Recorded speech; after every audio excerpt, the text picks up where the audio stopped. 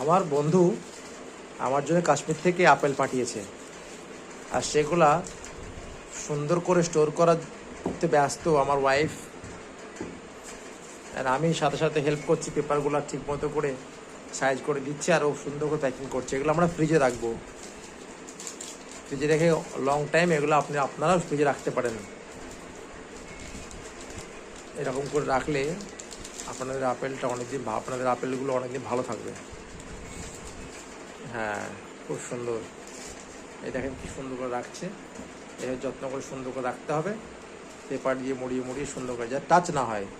Touch যে আপেলগুলো হয় সেগুলো আপনার তাড়াতাড়ি খারাপ হয়ে যায়, তার জন্য সুন্দর করে এরকম পেপারে রাখতে হয়।